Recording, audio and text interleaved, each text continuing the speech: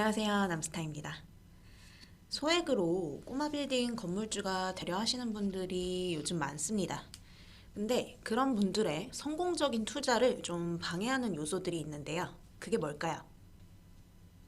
바로 유튜브입니다. 아이러니하죠. 유튜브를 보고 건물주의 꿈을 키우고 정보를 얻으시는 분들도 많을 텐데 유튜브가 망쳐놓는다? 이게 무슨 소리일까요? 지금부터 얘기해 보겠습니다. 지난번 영상에서도 잠깐 언급했듯이 요즘 빌딩 다루는 중개업소들이 많이 늘어나면서 그와 관련된 유튜브나 블로그 같은 정보 채널들이 굉장히 많아졌죠. 개인 전업 투자자분들이 빌딩 관련 얘기를 하는 유튜브 채널도 심심치 않게 보이고요. 이런 정보의 홍수 속에서는 옳고 그름을 본인 스스로 판단하실 수 있는 기준을 좀 잡아두시는 게 좋죠. 수많은 빌딩 관련 영상들이 만들어지다 보니까 이제 이목을 끌어야 되고 사람들이 흥미있게 볼 수 있어야 되고 경쟁이 붙게 되겠죠, 아무래도. 그래서 그런지 몰라도 아무나 할 수 없는 일을 누구나 쉽게 할 수 있는 것처럼 얘기하는 영상들을 종종 볼 수가 있습니다. 근데 그런 게 인기가 많아요. 예를 들면 10억으로 40억짜리 건물 샀다. 1억으로 투자할 수 있는 건물, 5억으로 30억짜리 건물 샀다. 이런 내용들이죠. 또 직접적인 이제 매물 광고를 하면서 이런 건 그냥 무조건 가져가라. 금매다. 이런 것들도 있고요. 진짜 제목만 들어도 약간 혹하는 그런 영상들이 있습니다. 빌딩을 사고 싶어하는 고객분들 중에서 100억, 50억 들고 계신 분들이 많을까요? 아니면 10억 들고 계신 분이 많을까요? 상대적으로 10억대 자금으로 꼬마 빌딩 찾으시는 분들이 훨씬 더 많을 수밖에 없겠죠. 원래 아파트나 재개발 이런 주택 쪽으로 투자하시던 분들인데 지금 주택 시장에 더 이상 발을 들일 수가 없으니까 한 10억 정도 자금으로 나도 건물주 한번 해볼까? 이런 생각하시는 분들이 가장 많습니다, 지금. 그렇다 보니까 소액 꼬마 빌딩들 수요가 몰리고 그런 매물들도 귀해지고 있는 거죠, 시장에서. 매물이 귀해진다? 결국 투자가 어려워지고 있다는 소리죠. 이런 상황이다 보니까 소액 투자자분들이 저런 영상들을 좀 특히 많이 보시는 것 같아요. 내가 가진 10억으로 40억짜리 건물까지 살 수 있다고? 5억으로 30억짜리? 이러면서 가진 자금이 빌딩 시장 진입을 여유롭게 하기에는 조금 한정적이다 보니까 계속 출구를 찾고 싶은 거죠. 사람 마음이. 당연히 그렇죠. 근데 이런 영상들이 진짜 다 망쳐놓는 것 같습니다. 마치 대학교 입학하면 공유나 현빈 같은 대학 선배가 있을 거라고 착각하고 입학하는 신입생처럼 뭔지 느낌 오시죠? 현실에 그런 선배 없잖아요. 꼬마 빌딩도 마찬가지입니다. 10억 자금으로 3, 40억 건물을 누구나 쉽게 살 수 있다? 글쎄요. 거래 10건 중에 한두 건 있을까요? 유튜브에서 얘기하는 것처럼 쉽지 않습니다. 어려운 일입니다. 현실적으로 지금. 쉽게 생각해서 30억짜리 건물 사면 중개수수료만 2,700만 원, 그리고 취득세만 1억 3,800만 원이에요. 그러면 빌딩 메인 말고 취득세랑 수수료에서만 1억 5천이 넘는 돈이 들어가는데 10억에서 1억 5천 넘게 빠지면 한 8억 정도 되는 금액으로 나머지 22억 대출 받아서 30억짜리 건물을 사야 되는 거예요. 물론 계산적으로 보면 아예 불가능한 일은 아니죠. 개인 말고 법인으로 해서 진짜 풀로 한 80%까지 대출 나온다고 하면 어느 정도 가능하죠. 근데 문제는 요즘 금리, 대출 금리 3% 중반대 넘어가죠. 더 오를 이슈도 분명히 있고요. 그렇게 대출을 풀로 받아서 진입을 하려면 수익률이 받쳐줘야 유지가 되겠죠. 수익률이 대출 이자 정도까지 나와줘야 된다는 건데 소위 말하는 투자자들이 좋아하는 주요 지역, 강남, 마용성 이런 곳에서 요즘 3, 40억대 꼬마 빌딩 수익률 얼마나 나올 것 같으세요? 강남은 거의 없다고 봐야 되죠, 이 금액대가. 주요 지역에서 3, 40억대 꼬마 빌딩들은 대부분 20년 이상 된 노후화된 건물들이 대부분입니다. 메인 입지들도 아니고요. 그래야 그 가격이 나오겠죠. 집가가 많이 올랐기 때문에 만약에 뭐 상태가 좋은 건물이라 치면 그 가격이면 대지가 더 작을 테고요. 그러면 수익률이 안 나옵니다. 그리고 이런 노후화된 건물들은 은행 탁상감정가가 매가만큼 잘 안 나오는 경우가 많죠. 그럼 대출이 또 그만큼 빠지겠죠. 그럼 수익률을 나오게 하려면 노후 건물을 매입해서 신축하거나 리모델링하거나 이런 밸류업을 해줘야 돼요. 그 비용은 또 어떻게 해야 할까요? 시설자금 대출 받는다고 해도 사실 10억대 자금으로 꼬마 빌딩 사려는 분들에게 굉장히 버거운 일이라는 겁니다. 더군다나 처음 빌딩 투자하시려는 분들에게 리모델링이 그렇게 쉽게 다가오는 부분도 아니고요. 물론 뭐 어렵진 않지만요. 근데 마치 그런 일들이 굉장히 누구나 쉽게 할 수 있는 일인 것처럼 알고 오시는 분들이 많아요. 대부분 지금 시장에서 10억대 자금 들고 계신 분들이 평균적으로 접근할 수 있는 금액대는 10억에서 20억대 선입니다. 법인 아니고 개인이면 20억대도 사실 좀 버거워요. 그리고 10억, 20억대 건물들은 서울권에서는 이제 대부분 노후 건물들인 경우가 많습니다. 10억대는 거의 뭐 단독주택 아니면 진짜 낡아빠진 저층 건물들 이런 것들이 많죠. 아니 뭐 원룸이나 상가주택 같은 것들. 그러면 용도 변경이든 리모델링이든 뭔가 매입 외에도 행위가 필요한 건물들이 대부분이라는 겁니다. 거기에도 또 돈이 들어가죠. 그래서 정확히 말씀드리면 10억대 자금으로 강남 진입 안 됩니다, 이제. 그리고 마용성도 솔직히 힘들어요. 마음에 드는 물건 찾기 쉽지 않으실 겁니다.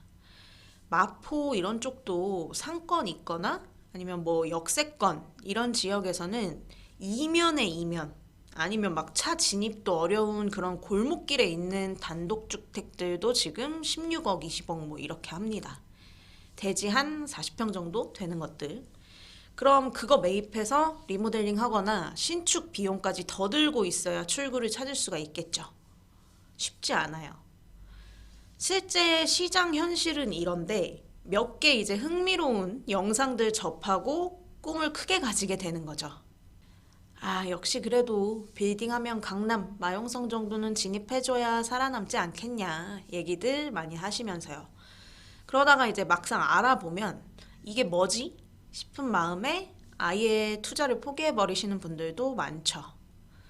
근데 소액 꼬마 빌딩에서는요, 답이 강남과 마용성에만 있는 건 아닙니다. 물론 자금 여유 있으면 중심 지역 들어가야 하는 게 맞죠. 근데 돈이 부족하잖아요. 근데 그 소액으로 다른 지역에서도 출구를 찾을 방법은 얼마든지 있다는 겁니다. 호재에 있는 곳들도 있고요. 이제 꼬마 빌딩은 그냥 빌딩 자체로 출구 찾으실 시기라기보다는 리모델링 같은 쪽으로 밸류업해서 출구 찾으시는 방향 생각하셔야 됩니다. 그래서 호재가 가져다주는 지가 상승, 거기에 플러스 리모델링 해서 새 건물 만들어서 임차 다시 맞추고 수익률 올려서 환금하셔야 되는 시기입니다.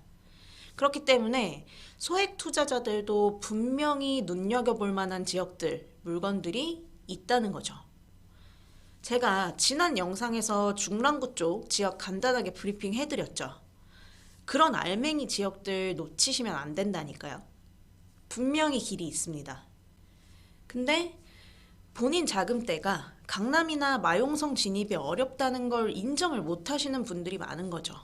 유튜브 보니까 금매로 싸게 나온 것들 많던데, 유튜브 보니까 10억으로 뭐 40억짜리 건물도 산다던데, 이렇게 되면 진짜 아무것도 못 합니다. 수수료, 취득세, 명도 비용, 용도 변경, 리모델링 이런 거 하는 게 다 돈입니다. 근데 내 자금은 한정적이잖아요. 내 자금에서 최대한 효율 높은 지역을 보시는 게 맞죠. 아무리 능력 좋은 전문가라도 없는 걸 만들 순 없거든요. 마술사는 아니잖아요. 이미 올라간 지가를 다시 내릴 수도 없는 거고요. 그래서 막연하게 빌딩 투자 해볼까 하는 소액 투자자분들을 유튜브가 망쳐놓는다 라고 좀 극단적으로 얘기를 한 겁니다. 좀 현실을 정확하게 알아야 좋은 투자를 할 수 있다고 생각을 하고요. 그리고 또 한 가지, 이것도 정말 자주 언급을 하는 건데 투자 방향을 좀 제대로 설정하실 필요가 있어요. 나는 입지가 좀 떨어지더라도 주요 지역에 입성하겠다. 전통 상권 보겠다. 아니면 나는 현재 주요 지역은 아닐지라도 좀 저평가되어 있는 곳들, 미래 가치에 더 점수를 주겠다. 용의 꼬리가 될 것인지, 뱀의 머리가 될 것인지, 이걸 좀 확고히 하시는 게 좋습니다. 둘 다 출구는 찾을 수 있어요. 용의 꼬리여도 용은 용인 거고, 뱀이어도 머리니까 좋은 거고. 그래서 사실 지금은 지역보다 그 건물의 가치를 어떻게 활용할 수 있을 것인지를 더 집중해서 보시는 게 좋긴 합니다. 그래서 고객분들 브리핑 하다 보면 자금대에 맞는 물건들 보여드리잖아요. 그러면 뭐 전통 상권 있는 마용성 뭐 이런 곳에 2, 30억대 건물들 보여드리면 대지가 작아서 싫으시대요. 뭐 평당 1억만 해도 대지 20평이 20억이니까 대지가 작을 수밖에 없겠죠. 근데 사실 저도 뭐 대지 너무 작으면 별로 안 좋아하니까 오케이. 아 그러시냐. 그럼 호재 있는 지역에 대지 좀 더 넓은 저평가되어 있는 건물들 보셔라 하고 그런 지역들 찾아드리면 여긴 상권이 활성화가 덜 돼서 싫으시대요. 응? 이러면 사실 답이 없는 겁니다. 근데 제가 누구예요? 남스타죠. 저평가되어 있는 지역에 호재도 있고 상권도 있어. 그리고 대지 면적도 꽤 괜찮아요. 리모델링 하면 황금도 문제 없어. 이런 건물 소개시켜 드리죠.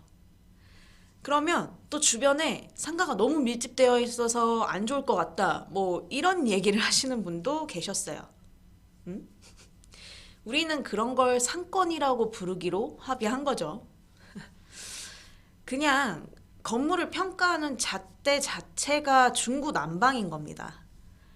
특히 처음 투자하시거나 소액 꼬마 빌딩 찾으시는 고객분들이 좀 많이들 겪는 그 혼돈의 카오스인 것 같아요. 근데 솔직히 좀 안타까울 때가 많아요. 이 가치를 이렇게 몰라보시다니 이럴 때도 있고. 근데 그건 뭐 고객분들 개개인마다의 사정이 있고 가치관의 차이가 있고 한 거니까 어쩔 수 없는 부분이죠. 아무튼 이런 얘기를 왜 하냐. 다 좋은 투자하셨으면 좋겠다는 마음에서 드리는 말씀입니다. 하나라도 좀 도움 되셨으면 해서. 호재 있는 지역은요, 말 그대로 미래 가치 보고 들어가는 지역인 겁니다. 당연히 지금 상권이 활성화되어 있지 않죠. 상권까지 활성화되어 있다 그러면 저평가되어 있질 않겠죠. 근데 미래에 달라질 곳이기 때문에 선점을 하는 거죠. 그러니까 땅 사신다고 생각하시면 쉬워요. 땅 사는데 건물이 지어져 있어서 임대료 받아서 이자 낼 수 있으니까 좋네? 이런 관점의 접근인 거죠. 또 이런 지역에서 입지 괜찮은 곳이면 리모델링해서 단기간에 출구 찾을 수도 있는 거고요. 반대로 이제 주요 중심 지역은 수요가 꾸준히 몰릴 곳이기 때문에 오르는 곳이 또 오른다라는 관점에서 접근하시는 지역인 거죠. 중심 지역들도 역시 낡은 건물들 새롭게 재탄생시켜서 출구 찾으셔야 하는 시기인 건 동일하고요. 부의 양극화가 심해지듯이 부동산 양극화도 갈수록 심화될 거기 때문에 오르는 곳만 오르게 될 겁니다. 이건 제가 예전부터 계속 얘기하고 있는 부분이죠. 그래서 유튜브에서 뭐 금매, 초저렴, 10억대 건물 이런 거 잘 보시면 대부분 입지 떨어지는 곳들이에요. 싸다고 그런 거 덜컥 사셨다가 답 안 나오는 경우 허다합니다. 지금은요, 진짜 잘 사셔야 하는 시기입니다. 다들 오를 만큼 올랐다고 생각하시잖아요. 근데 여기서 오르는 곳들은 또 오른다니까요. 그렇게 될 곳을 보셔야죠. 다음 영상에서는 한 10억 정도 자금으로 노후된 건물 매입해서 리모델링 할 때 어떤 것들 체크해야 되는지, 필요한 자금은 어떤 게 있는지 좀 간단하게 알아보겠습니다. 그런 내용 조금이라도 알고 계시면 더 정확하게 방향 설정하시는데 도움 되실 것 같아서요. 구독, 좋아요 미리미리 눌러두시고 다음 영상도 기대 많이 해주세요. 오늘 영상은 여기까지 하도록 하겠습니다. 남스타였습니다. 감사합니다.